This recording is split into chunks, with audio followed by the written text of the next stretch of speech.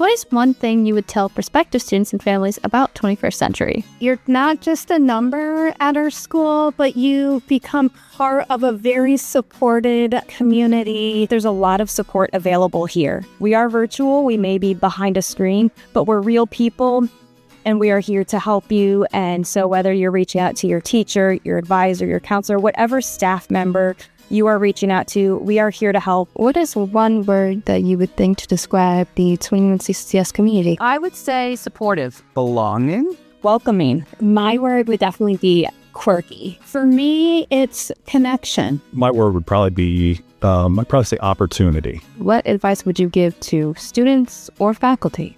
Find something about it that you love. We love being your teachers and your counselors. I always tell any prospective families or students, like, you learn so many life skills here, like how to manage your time. Because again, once you're out of school, guess what? Your schedule's not figured out for you. You got to do it yourself. Welcome back, everybody, to another episode of the 21st Century Cyber Charter School podcast. I'm Dr. Flannery, and if you've joined us before, you know we've had several episodes talking to various people all throughout our school community.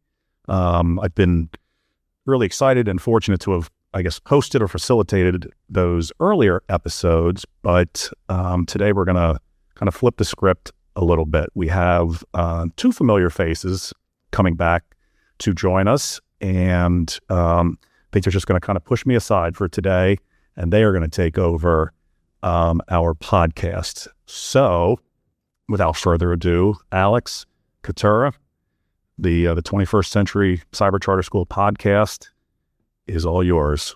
Thank you so much, Dr. Flannery. Yes, hello, everybody. My name is Alex. I've been here at 21st Century for 7 years. I've been the historian of NHS for the past 2 years. I'm the communications secretary of Student Council, founder and leader of Geek Den Club, founder and radio host of the Weekly Squawk radio show here at the school, member of Student Ambassadors, Prom Committee, and the Peer Tutoring Program. Some of my hobbies include playing piano, which I've been doing for 13 plus years, reading books and comics, drawing, playing video games, and watching anime. Hi, my name is Keturah. I have been at the 21st Century for 7 years. I am a member of NHS for 2 years. I am president of Student Council, a member of Prom Committee, a member of Radio Theater, and some of my hobbies are reading, traveling, and cooking. Today, we will be running 21st Century's podcast, and we have guests of teacher and admin faculty. Yes, we'll be asking some questions that we've gathered from our fellow students and questions that we have had. So firstly, we'll start with some questions for the administrators. Dr. Flannery, Dr. Frank, and Dr. Wheeler, would you like to introduce yourselves for the listeners? Hi, I'm Dr. Frank. I'm the high school principal here at 21st Century. Hi, I am Nora Wheeler, and I am the Director of Curriculum Instruction at 21st Century. My first year, actually, I was a high school principal, so I've gotten to be in 2 roles while employed. And I had a chance to introduce myself a little bit earlier. I'm Dr. Flannery, and this is my fifth year here at 21st Century. Thank you all for introducing yourselves. All right, and with that, let's go right into our questions. Keturah, do you want to start us off? Yes. First question is, what is a day in a life like as your guys' roles here at 21st Century? I guess Dr. Flannery can start us off, and then we can just go around. Sure. I think each day can look different. It sort of depends maybe what's going on that particular day. So some days can be filled with a whole bunch of maybe meetings, and that can take up a good portion of the day. Sometimes it's working with fellow colleagues, some of whom are on this podcast as well. Sometimes it's working with people outside of the school, like other CEOs from other cyber charter schools. I'm also in communication with our board of trustees rather often. So again, it can kind of look different.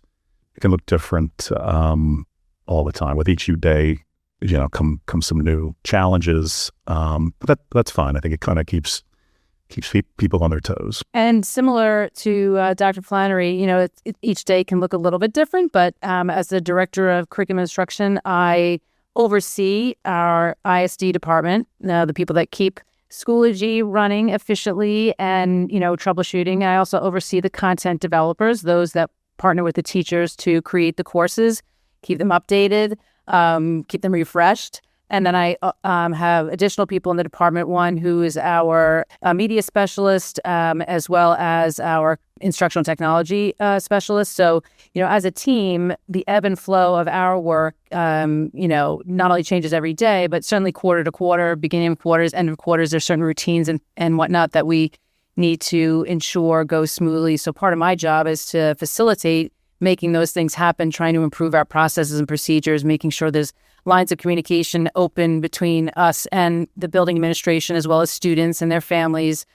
So it's a little bit of a dance. And sometimes it's like the tango, and you might be moving along, and other times it's like a quick step. So you're moving fast and getting things done. So it is never a dull moment. Each day brings on some unique challenges, but at the end of the day, it's still as exciting as if I was physically in a building, with students trying to make sure that they get the best experience possible. I will start by echoing what was said. Every day looks a little bit different. And by the end of the week, I've gone into live labs to check in with everyone, looking at data and with meetings. And it really depends on the time of year. As prom is right around the corner. So we're doing a lot of the last minute prep right now for prom. Next week is Keystone testing. So having those last minute prep session. And then after that, we'll be putting the final details on graduation. Very nice. Thank you. And we're all very excited for prom and all the other fun events that are coming up. All right. So our next question is, what is the response to any new acts or laws, and how much work is put into adapting to the new changes? We spend a lot of time when new laws come, understanding them, planning, making sure that students stay centered in all of our planning. And I'll give an example, was a couple years ago with Act 158. And how do we help students meet the state graduation requirement? What can we put into place? And we redesigned our career and college readiness class to help with some of those artifacts that students will need. Another example is Act 55 last year, and planning for those camera checks to ensure that we are able to see students and hear students every week. And what does that, look like? How can we accomplish this? We were all in agreement, because at its core, it was about being able to see and talk to our students. And for us, it's always, are you guys healthy? Are you safe? Before, we even get into, obviously the learning and all those types of things, obviously extremely important, but want to make sure that the students at our school, and all students, that they are healthy and that they're safe and that they're okay. So for us, Act 55 was kind of just like a no-brainer. And sometimes that means we have to change our policies to make sure that we are in alignment with some of these new acts. And I think we're really fortunate to have such a great administrative team who, and Dr. Frank just mentioned it, and Dr. Willer would feel the same way, that all decisions kind of come back to that same question: is it in the best interest for of our students? And if we can answer yes, or at least try to strive for that all the time, then we're okay. And I'll just throw in there that the state is one thing, but there's also the federal government, and occasionally there are pieces of legislation or Supreme Court decisions that may impact, or even at the state level, court decisions that may impact something that we do. So not in a formal legislative statute, but in a different way. So for my department, recent changes to accessibility in the digital environment has presented us with, a large challenge, which is how do we ensure that we can align to these new standards and make sure that everything we do is digital, right? To make sure that we are where we need to be. And that has been a, multi-year process for us. We are thankful that we do it like we do a lot of things, examine the problem, do our research, try to, create a small thought team to come up with the best game plan and then execute the plan. So that's where, regardless of whether it's the state, the federal government, is we kind of take the same approach, right? You try to yourself come to an understanding, build the understanding of others, build the capacity of others, and then design a plan to make sure that you can execute. Nobody's perfect, so you look for feedback from others along the way. But in the end, it's a team approach to all of it because it is rather massive and time-consuming. And so we want to make sure that we kind of distribute the work over the administrative team to be able to kind of tackle those things. Absolutely. I agree with everything that everybody said. And so what is one word that you would think to describe the 21 CCS community? We can start with Mrs. Wheeler. So these one-word things are always kind of tricky because a lot of words come to mind. So I go first, so that's actually the easiest because I'll take one of their words. I would say supportive. I think that having had a diverse experience myself in multiple states and physical brick and mortar buildings, I find that the way we operate is truly the most supportive environment, I've been in, both collegially, like us as administrators, with teachers, as well as what we attempt to do with students and their parents and guardians to really provide a vast network of support. And that comes in many fashions, whether it's tech tickets where we actually need, actual support, whether it's, again, thought partners try to work through things, whether it's trying to meet a student where they are, just with the student or with the parent or together with our counselors and help move them forward. So the first word that comes to mind for me is supportive. For me, it's connection. It's staying connected, again, as an administrative team with teachers and with students. And you can really see this connection when we have events. My word would probably be,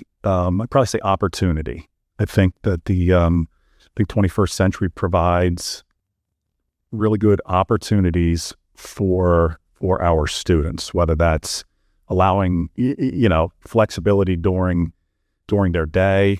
It's an opportunity maybe for a different learning environment, not perhaps traditional brick and mortar, but a different learning environment that suits their the needs of our students. And if, it's an opportunity for families to have a learning environment that maybe meets their needs, whatever those needs may be. So I think 21st century is about providing multiple opportunities. Thank you very much, everyone. And yes, I agree with all of those points. And I think definitely connection and opportunity. You wouldn't think really as much connection for a cyber school, but we really do have a lot of deep, meaningful connections with both peers and teachers. And then opportunity, we have so many different opportunities, even with dual enrollment classes, being able to take college classes ahead of time, which I really greatly appreciate as someone who takes a lot of dual enrollment classes. All right, then our next question is, what is one thing you would tell prospective students and families about 21st century? I was just going to say, I can start this one. I think one of the first things is that you're not just a number at our school, but you become part of a very supported community with everyone from our tech department, our teachers, our instructional design department, who's really working to support all of our students.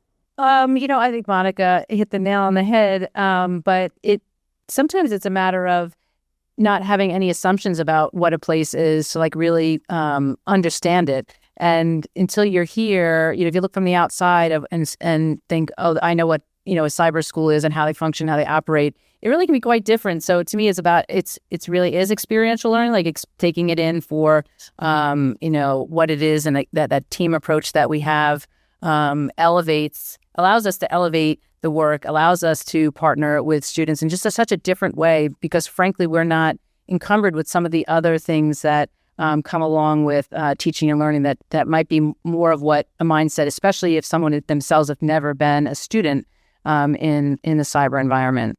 And I would kind of build on what Dr. Wheeler just said. I think for students or families who may be like, well, what exactly is a cyber charter school? I think educating themselves, asking questions about our learning environment, because I mean it's an education. It's a very important part of a student's life. So I think it's important that families make informed decisions. But I think that's one of the things I would tell them is to, if you're curious, if you're interested, well then contact us and ask questions. At the end you may say, okay, maybe that's not the right place, but you might walk away from it thinking, wow, that really does, I'll go back to my word opportunity, sound like a great opportunity, or it really fits into the needs of, again, either that family or that student or students. So that's what I would say, just ask and find out more about this environment. And just as a follow-up, I'll throw in there that one of the things we're trying to do is, since some people don't feel comfortable reaching out and asking the question, is ensure that what we share on the website or what we share out in different ways can highlight the school in a variety of different ways, whether it be social media and some of those things like highlighting all the fun experiences, but also what we're doing, which we're going to launch soon, is taking them into a live lab setting, taking them into a lesson. What does it really look like? And, to help, if they're honest with themselves about as a student, their learning style, what they like and don't like, and then they can see things for themselves, they're, I hope, more informed about, yes, this is a fit for me. I could see myself being successful knowing that that's what the live labs look like, or that's what the lessons look like. So we are trying to, broaden the way we communicate our day-to-day to others so that it's less assumption and more, hey, we can actually show you some real things in real time. I absolutely agree, especially this is, completely different environment going from a public to a virtual school. So definitely trying to give parents and students experience on what this looks like. And so the next question would be, what is your favorite part about 21st century? I'll jump in there. I think one thing is that we have a lot of opportunity ourselves and flexibility to meet the standards that everybody's expected to meet in very creative ways. And that, as someone who has been a teacher, who's been an administrator, and now working at this level, is a really exciting opportunity that isn't always there. Again, we're all looking to meet those same standards, but the way we're trying to do it taps into a different part, I think, of us as adult learners as well as us as educators. And it's really proven to be something, professionally that's, really exciting, because it is never a dull moment. Technology is always changing. So it keeps us in a consistent learning mode ourselves, which can only better the work that we do. You can lose sight sometimes of what it's like to be a student, but when you're in this role in a changing environment, you do feel like, not all the time, but you do feel like I need to continue to learn to ensure that the students that we're trying to support and move ahead have, again, the best available to them. And I'll echo what Dr. Wheeler said, and we do have that flexibility to adapt to meet students where they are, to provide that extra support for students, to enrich students who want to dig deeper into the content. And that is one of my favorite parts, is watching students grow from the beginning of the school year to the end of the school year in what they're able to learn. My experience had been in traditional, brick and mortar schools. So coming to 21st century was a new experience, but it was, exciting because you're learning something new.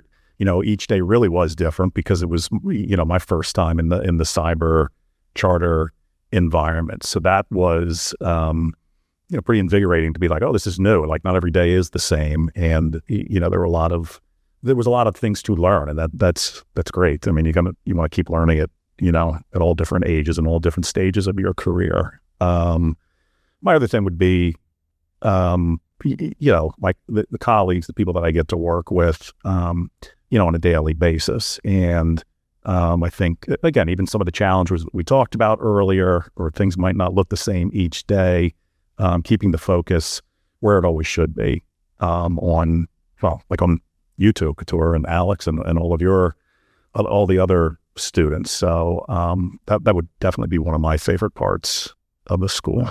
Yes. Thank you so much, all of you, for your answers. Then our next question is, in 5 years, where do you see yourself in 21st century? I know we already had a little bit of a preview of this. Dr. Wheeler, you're talking about maybe introducing a new aspect to showing prospective families and students how the school functions.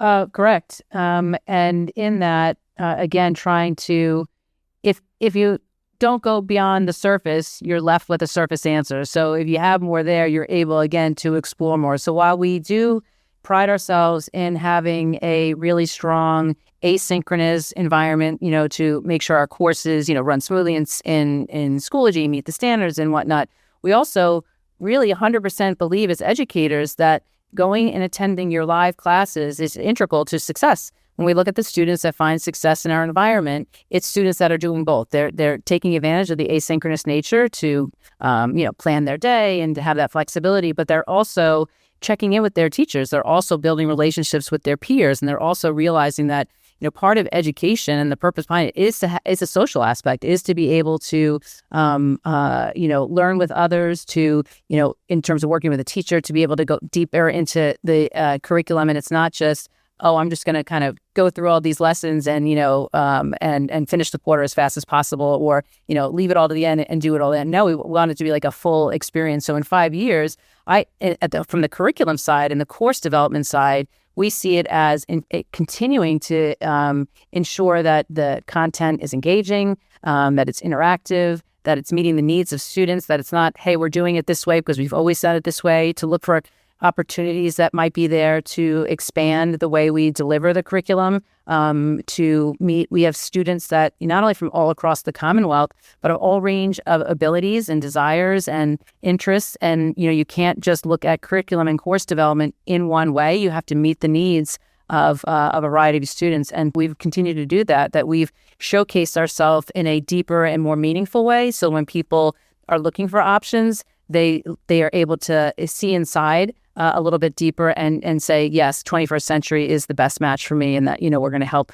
those students and more, find their path in life and graduate and be successful lifelong learners would be, my hope is where we are in 5 years, still talking about keeping ourselves on the cusp of great things. Just looking at the educational landscape and how it changes especially with technology, looking back to when I started here at 21st Century 18 years ago and how much technology has changed in that time. I am excited to see where we are in 5 years, how different our classes may look than they look right now. 5 years, I think will be interested to look at some of the things that Dr. Frank and Dr. Wheeler were just talking about. So, of course, a huge topic right now, and I think Alex and Keturah, we may have talked about it in a previous podcast. We talked about AI.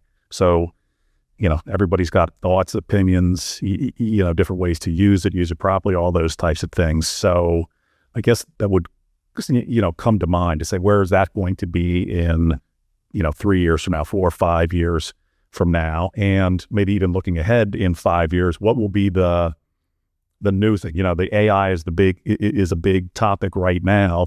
If you could look in 5 years, but I guess we could all make a lot of money if we really knew what the next big thing will be. But I'd be curious to see where the world is, where education is in 5 years, and what are the challenges going on at that point, and how are people meeting those various challenges and adapting to the things we've talked about already, how things look different day to day. So, and I'll just throw in there, AI is today's, like Dr. Planner said, today's topic, and certainly different than some maybe challenges of the past, just with the rate in which it changes. But, if we go back and just look at education over time, Even things like the advent of the calculator, or back when I was teaching, it was Wikipedia was going to be the downfall of all research, or, and not to say that those are the same, but it is somewhat the same in sense of educators having to respond to a change culturally, as well as, in this case, scientifically, and in the workforce, on all these levels. And so you're, depending on your mindset, you can be like, absolutely not, shut it all down, it's all this. Or you take a different approach, which is, I think, what we're trying to do at 21st Century. I think we have a responsibility with the young learners that we work with. This is their future. And if we say, hey, we can't have any place here, where do they build the skills? Where do they do the trial and error? Where do they come to an understanding of there are right ways to use things and there are wrong ways to use things? And we think and we embrace the idea of we need to both educate, we need to model, we need to help support their learning so that when they go into the workforce, to college, or even into the certainly the military and the trades that heavily depend on these things. So there are really good, positive outlets for it. But to your question about how do we control it, guess what? We really don't.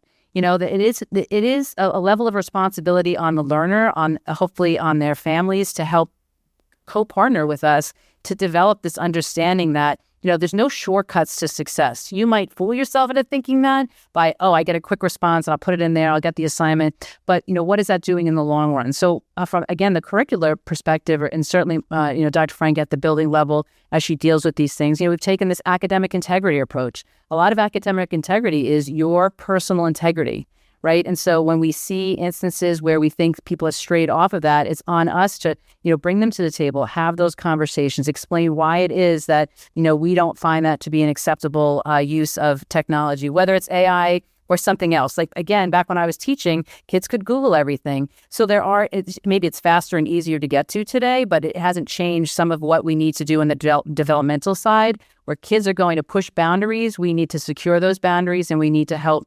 inform. And then if it continues, you certainly don't want to go to consequences route, but you go that way in hopes that also at home, whoever surrounds them is echoing some of those same things, so that we, have, again, a partnership with people. And then we can, to some extent, try to look for assignments and projects where being able to use it outright from start to finish is less easy, and makes it harder. And that it's more about, what did you learn versus just finding and regurgitating an answer. As a former social studies teacher, today, I don't even know why we ask some of the things that we ask, because you can look up so much, but it's more, do you have an understanding of what all those statistics and information mean? And I think we're seeing what they call like a paradigm shift in education. The problem is for us is the state often moves much slower than does the world. And so what we find ourselves, delicately balancing is how do we meet the needs and stay aligned with what the state is saying a kid from kindergarten through 12th grade must know,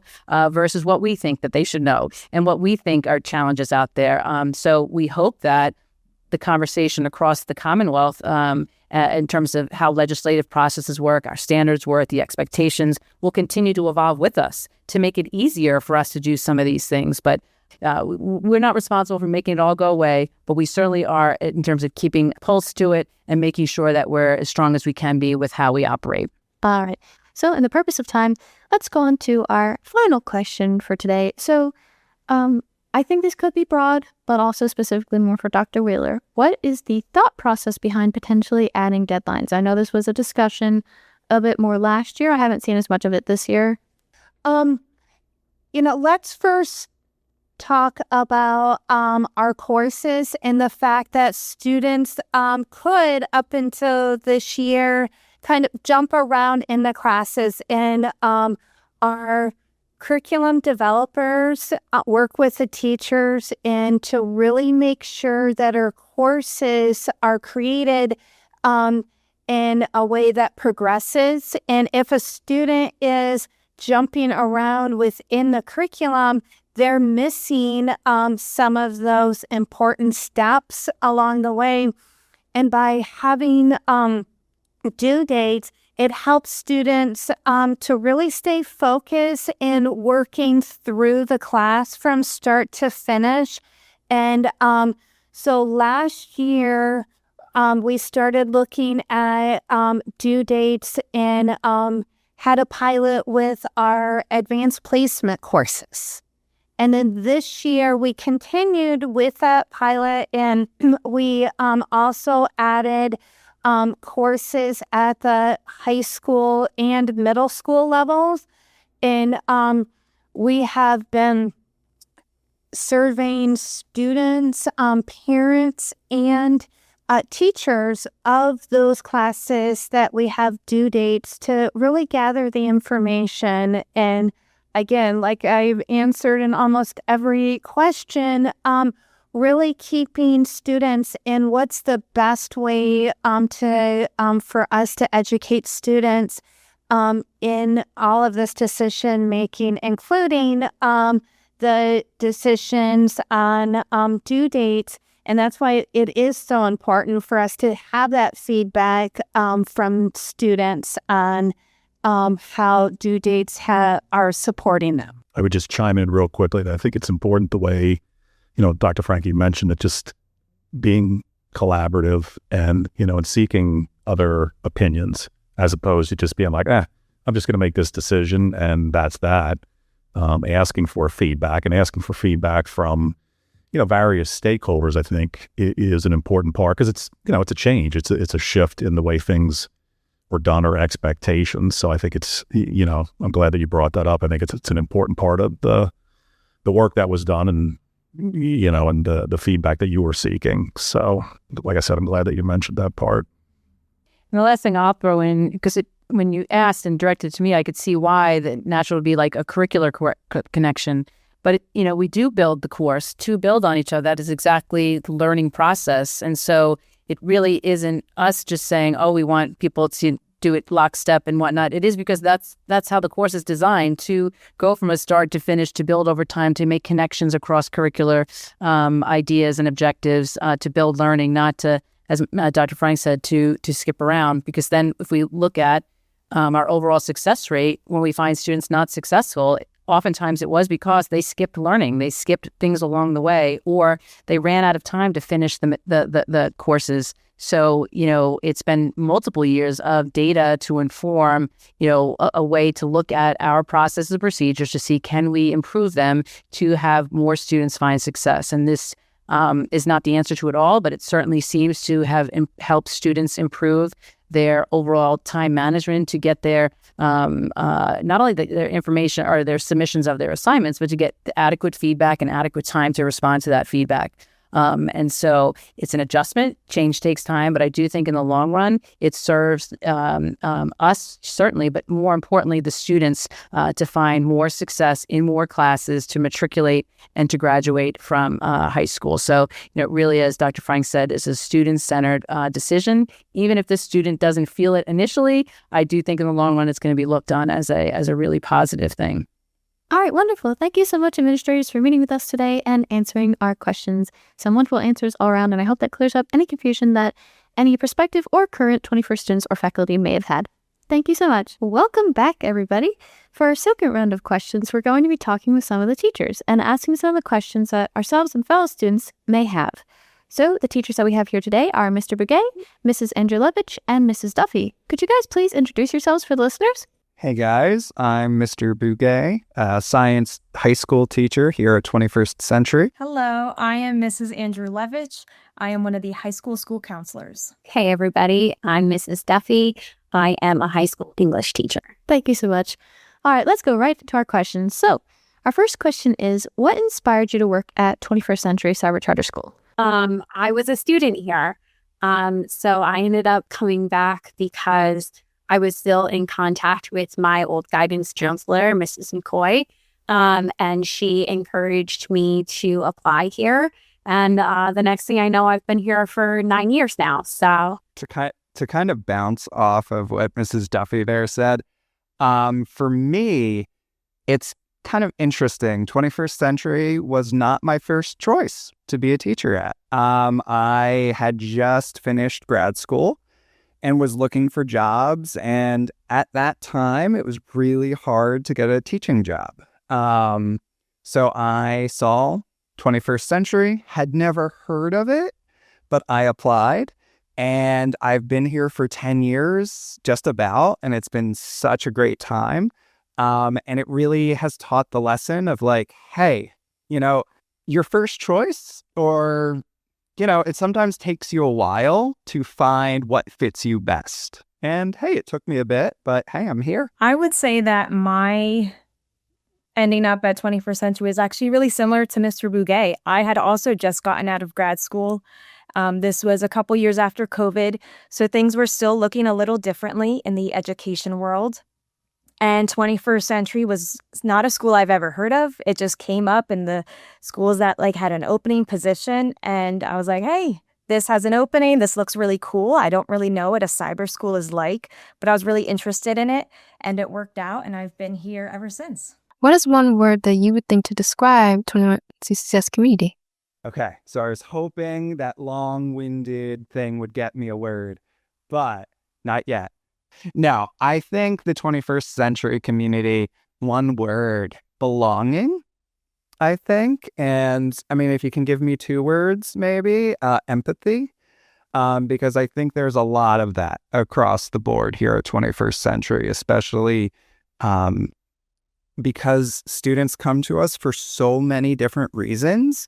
But I think there's always a sense of belonging once you get involved in our school, and so much empathy here that I hope everyone feels welcomed when they join the school.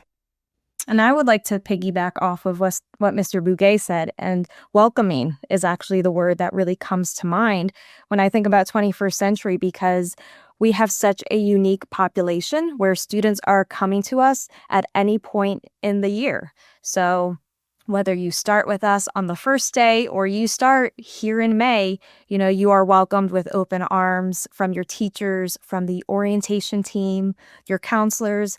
And it's really wonderful that a lot of our student leaders are also part of that process, getting into orientation to welcome the new students and really make them feel a part of our community. Yeah, and my word would definitely be quirky. Going along with all the welcoming and that there's always a place for somebody here. Every time I talk to a student or a teacher or a TA, we're all doing something fun and cool and that we're excited about. Maybe it's really nerdy, maybe it's not. But we always have something really fun going on, and I just love that. Yeah, everyone here at 21st Century is a bit quirky, and that's a good thing. Yes. That's a great thing. It is indeed. Without that, we wouldn't have great things like Geek Gun Club, the weekly Squawk Radio Show, and always our awesome, awesome classes. They're always so much fun to attend. The teachers make them fun. All right, so our next question. What is one thing you would tell prospective students and families about 21st Century? This kind of piggybacks off what we were just saying before. Mrs. Angelovich, do you want to go first? Because I feel like your word was the most in tune with this question. Absolutely. So I would say that, to any prospective students and families, I would say that there's a lot of support available here. One of the things I say to a lot of my current families is we are virtual, we may be behind a screen, but we're real people and we are here to help you. And so whether you're reaching out to your teacher, your advisor, your counselor, whatever staff member you are reaching out to, we are here to help. And I always let families know, if I can't figure out the answer for you, I will find the person who can, because we always want to help delay any questions that you may have and get you the help you need right away. Yeah, absolutely. I mean, help is always available here. And really a lot of it comes down to you get out of it what you put into it. It really matters because if you are one that wants to be very socially involved here, that is 100% possible. We know it's cyber. We know we're all over the state of Pennsylvania. However, as Keturah, Alex, you both can attest to, there's tons of clubs and we do so many in-person events too. So if you want that, you can get that here. But otherwise, if you just want to be kind of focused on whatever you're doing outside of school, whether that be athletics or other activities, you can do that as well. It's very flexible in what you can do. Yeah, I think the only thing I have to add to that really is just emphasizing that we love being your teachers and your counselors. You guys are the best parts of our day every day. And so, I know sometimes it's oh yeah, we'll support you. We're here to help. But no, we're really here to help. We really do want to hear from you guys. And anybody who wants to come on in, come join us because we would love to have you. Yes, great points because personally it took me a while to ask for help because like I like to do things independently. So I had to learn that it's okay to ask for help and maybe that can even benefit you. So our next question will kind of be following the other question or question we just asked is what advice would you give to students or faculty? I love this question because I have like a standard answer, but it's because it's what got me through the subjects in school that I didn't like, which was find something about it that you love. So if for me, it was like math. I'm just not a math person. It doesn't work for me. But if I could find a way to, make it interesting or real world or, just find that connection, then it didn't feel so frustrating. And I was able to get more out of it and enjoy that class more. So, if you're in a class and you're just struggling with it, if you're reading a book for class and you're just struggling with it, find something that you love about it because it will make it a million times easier to get through. Yeah, and if you're struggling even to find something to love about a class, because I know I teach science, not everyone's favorite subject. I get it. I recognize. However, you can work with your teacher to find something that you love about it. And that goes back to Keturah, your point of asking for help. That's such a huge thing. And it is so difficult to recognize when you need to ask for help. We all need to from time to time. I'll tell you a quick story. It'll be really quick. Don't worry, I'm not going off onto a big tangent. But like high school for me, I never had to ask questions. College, I learned the rough way that I had to eventually ask for help when I needed it. And I couldn't brute force it. 21st century, you learn that skill earlier, much, much earlier. So it's a very important life skill that I always tell any prospective families or students, like you learn so many life skills here, like how to manage your time. Because again, once you're out of school, guess what? Your schedule's not figured out for you. You got to do it yourself. So yeah, lots of life lessons. I would definitely agree with what Mrs. Duffy and Mr. Bouguet have said. There's a lot that you can learn here.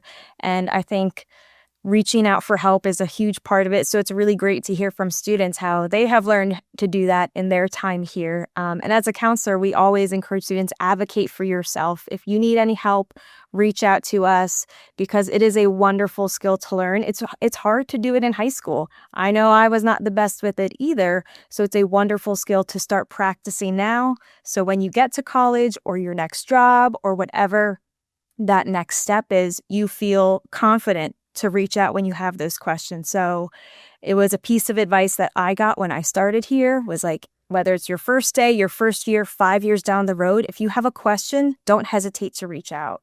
And I still ask a lot of questions and that's okay. And I'm going to keep asking questions and I encourage students and everyone to do the same. I was just going to say, like Mr. Bouquet is saying, like, if you are struggling to even find something that you love, come talk to your teacher, ask us to help you. If you're not sure how to ask that question, like a great standard question for it is like, hey, Mr. Bouguet, we're learning about, the different kinds of bonds in science, and I'm just not connecting with this material. And like that conversation can go from there. Mrs. Duffy, I don't know if you did that on purpose, but I think it's because you're an English teacher, really, but that was the perfect play on words. It's not connecting about bonding. Now, that's not the science I teach, but hey, it's all integrated and works together. Kind of going off that a little bit for interacting with teachers. How do you guys keep students engaged? Mrs. Andrulevich, do you want to start? Yeah, so as a school counselor, my role in engaging students is going to look a little different because I don't have a class that I teach.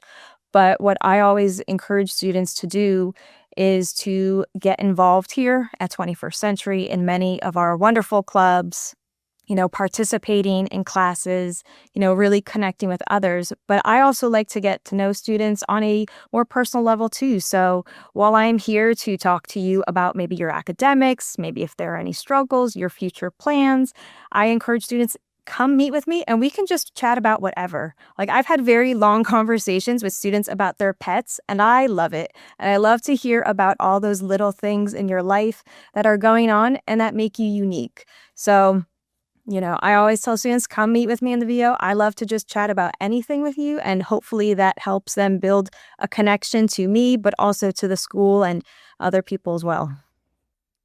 Yeah, absolutely. We want to get to know you guys on a personal level, know about what you're interested in, so we can help you figure out what are you most passionate about in our classes. But also, we definitely, or at least I don't want to speak for everyone here, but let our personalities out. So we talked about the quirkiness. I show off my quirkiness quite a bit. We've probably seen it during this, 10 minutes so far we've been together, because this is me. This is how I engage with my students, by being myself. Like Alex, you and I have had many a conversation about One Piece, for instance. So, hey, it's okay, again, to be yourself. And you guys, we want you to be yourselves with us, and we'll be ourselves with you. That's what I feel is respectful in a lot of ways. Yeah. And I think that like human piece is really important in this environment. Like, I remember when I was a student here, like I remember things about my classes, but mostly I remember things about my teachers, right? Like, I remember how like dry Mr. Kinch's humor has been since I was a student here. Like, I remember talking to Mr. Kreiser about science and things that I just wasn't getting. So those bonds are really important.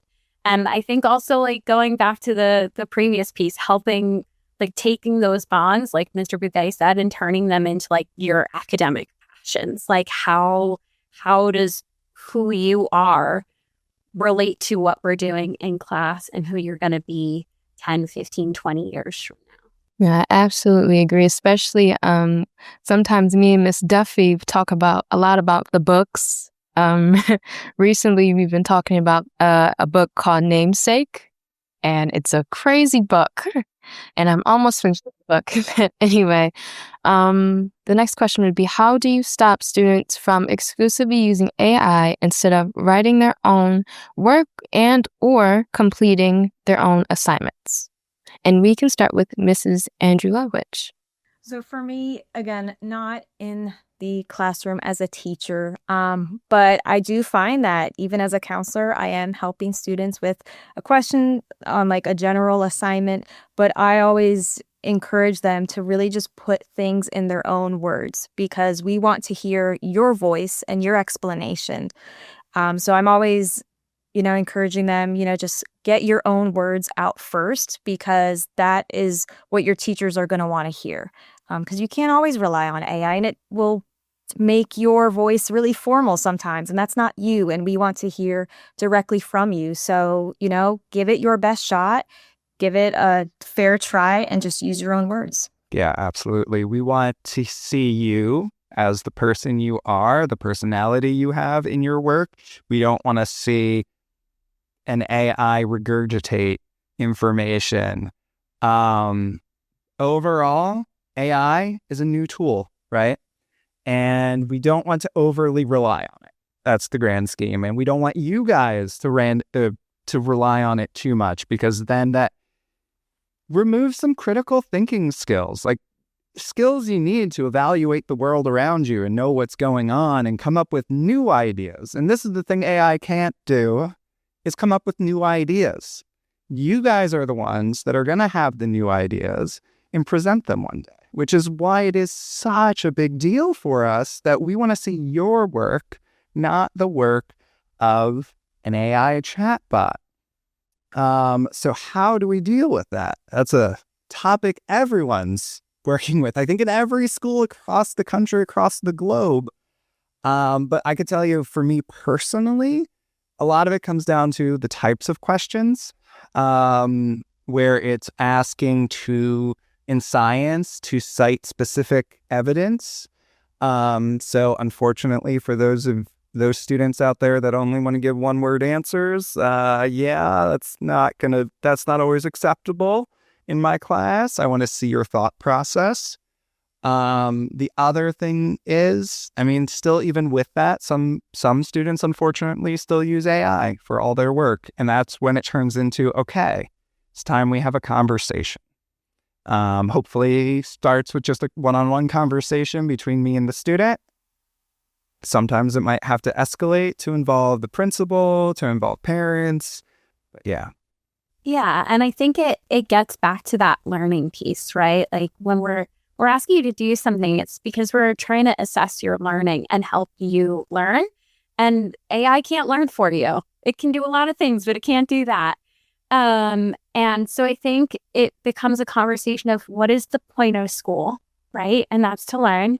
And then addressing why maybe you might have felt like AI was going to be a better choice here.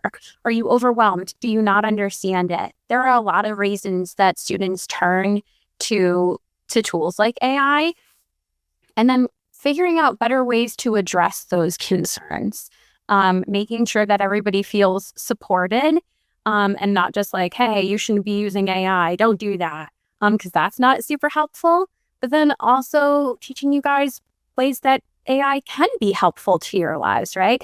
Mr. Bouguet, you introduced me to Snorkel, and we've been using that in American Lit to immediately get feedback on our ACEs paragraphs, because I would love to be able to grade 100 ACEs paragraphs in 30 seconds, but I can't. And it's really cool for students to be able to get immediate feedback and then apply it. But that application is the purpose, right? Like that learning piece. Yes, Snorkel is a really cool thing. And also I know Mr. Bouguet had been doing some of the Gemini talks with different people, like an astronaut. That one was really cool. All right, this is Angela. A question just for you. So as a high school counselor, for early in high school, how do you prepare students for the next steps in high school and then beyond in their lives outside of school, maybe in college after that? What's your thought process behind that? So one of the things that's really important in my role, working with students early in high school, is exploring the conversation about what do you want to do after high school. And it's important to know you don't have to have an answer. That's okay. But we just want to have that conversation. What are you thinking? What are your interests? We really like to bring different opportunities to our students through career fairs, different activities to help students explore their careers, just to get them thinking and learning about all the different possibilities out there. So we really like to focus on exploring careers with students early in high school, but then also utilizing things like course selection so you can take classes that fit your interests. I remind students that, pick your classes, select electives that you are interested in, you think you might be interested in, because that's going to help you learn, do I really want to go into this math field, and should I try intro to accounting? Or, if you're really into art, you want to try all the art classes. So I encourage students to really be taking the opportunity to select their electives, pick things that they like, because now is a really good opportunity to just start exploring those different areas, because we want you to know some of the things that are out there for you, and just keep your horizons open, because hopefully by the time you get to graduation, you have a better idea of what that next step is going to be. And we're here to help you through the process. If there are any questions, if you want to explore things with us, I have done research with students in real time to just look at different things. So it's all about having that conversation about how we can really prepare you for the next step here in high school and slowly get you to that next step and that goal after high school. I definitely agree that I think picking selective courses are very important, because I know with me, I do want to take business in the future and criminal law in college. And there are some courses like psychology, business management, which I've taken in the past, business law I've taken in the past, that are really helping me to get to where I want to be. And so this question is for Mrs. Duffy, and It says, what inspired you to become an American literature teacher at 21st Century? I love this question. I became a literature teacher because of everything that lit has given me. When I was a student here, we used to read The Adventures of Huckleberry Finn. And if you know anything about Huck Finn, it has a specific slur in it that is really upsetting, especially with the number of times that it is in the book. And I was just really, really having a hard time with this. And Mr. Hinch, who had been, in my English teacher circle for years at that point, could tell that something was up, and he asked me what was up. And I explained, like, hey, I'm really struggling with this book emotionally. And he encouraged me to dig into that, to figure out what Tween's themes were and what the book was trying to say. And if it stood up to the test of time, if I thought we should still be reading it, and just kind of sit in that discomfort and evaluate the literature and evaluate what I was bringing to it. And that really changed literature for me. And that's the reason why I'm always giving you guys so much space to, come to my VO and talk about namesake, or, in class when we talk about specific pieces of book, both personally and academically.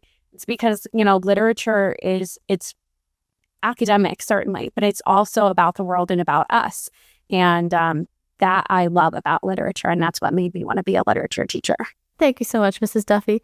Now, our final question, Mr. Bouguet, this one is for you. How do the science courses and curriculums change when new discoveries are found, which could be like for space exploration, ocean exploration, anything like that? Yeah, that's a great question. So one of the things I will say is a lot of the day-to-day updates of so you get the most up-to-date stuff is you'll see it in live class. When you go to class, a lot of that will be talked about in class, things like that. Our curriculum, our lessons that are in our learning management system, they're relatively static, but they get updated constantly. Like each year we go in, we update some things, we have some new examples that are more timely instead of 10 years ago. It might be a little more recent. So overall, our curriculum is catching up and more up to date than what a lot of students are probably used to from their textbooks. I will definitely say that.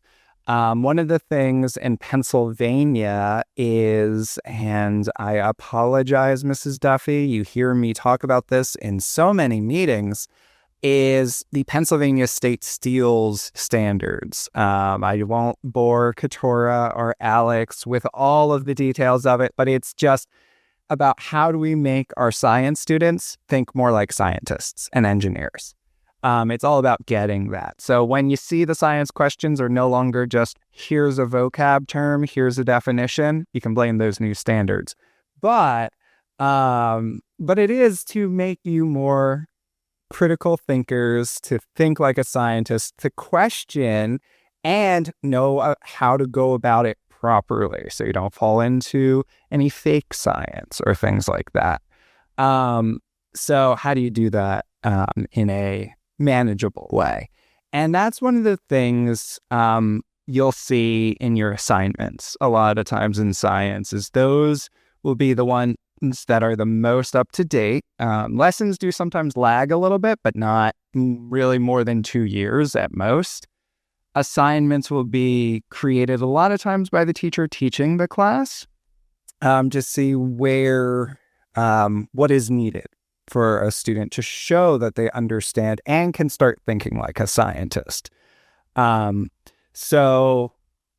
Otherwise, our videos that we have in our classes are usually representative of current events. A lot of times we'll look at things like, hey, Artemis 2, depending on when you're listening to this / watching it, just happened not too long ago. So definitely as the Earth and Space Science teacher who is now teaching about space, guess what I pulled from a lot in class these last couple of weeks. So yeah, A lot of times you'll see it more often in the live class settings, live lab settings. But we are constantly updating our curriculum to meet those new standards. And yeah, so it's constant work, but hey, it's what's necessary. So you guys understand what's going on out there. Yes, and even though it is updated, it is very helpful.